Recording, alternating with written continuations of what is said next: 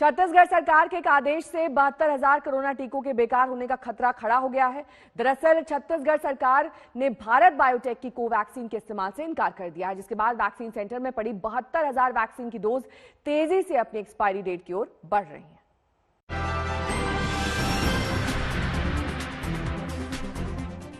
भारत ने जिस प्रकार से अपने आप को संभाला और दुनिया को संभालने में मदद की, आने वाले समय में कई और वैक्सीन भारत से बनकर के आने वाली है।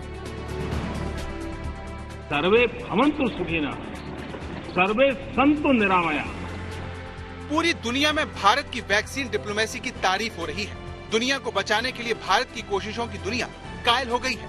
ये सब तब हो रहा है जब रूस और चीन ऐसी ही वाहवाही के ख्वाहिशमंद हैं, लेकिन दोनों ही सुपर पावर पर कोई भी विश्वास करने को तैयार नहीं है और वो अपनी सॉफ्ट पावर को चमकाने में भारत से पिछड़ गए हैं।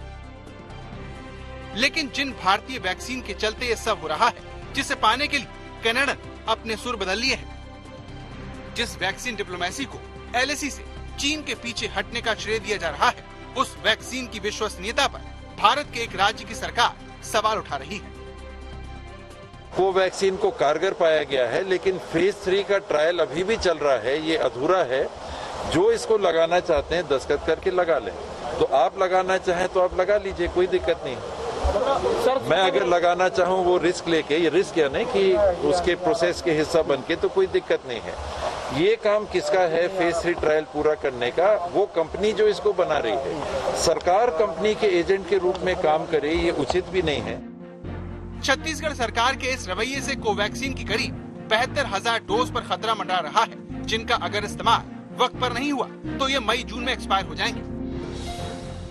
भारत में 16 जनवरी से कोरोना के टीके लगाए जा रहे हैं। इसके लिए सीरम इंस्टीट्यूट की कोविशील्ड और भारत बायोटेक की कोवैक्सीन का इस्तेमाल हो रहा है। दोनों ही वैक्सीन मेड इन इंडिया है। कोवैक्सीन के तीसरे ट्रायल के नतीजे आने बाकी हैं, लेकिन इसे सरकार ने सुरक्षित बताकर मंजूरी दे दी। लेकिन छत्तीसगढ़ सरकार अब इसे लगाने से इनकार कर रही है, जबकि वो कोविशील्ड वैक्सीन लोगों को लगा रही है। छत्तीसगढ़ सरकार के इस फैसले को स्वास्थ्य मंत्री ने दुर्भाग्यपूर्ण बताया है।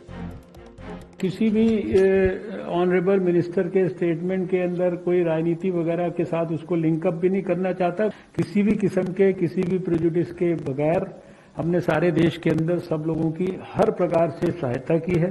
उसमें छत्तीसगढ़ की भी सरकार आती है, तो उसको मैं इतना ही कहूँगा कि वो उस प्रदेश के अंदर रहने वाले जो हमारे भारतीय हैं, उनकी बदकिस्मती है।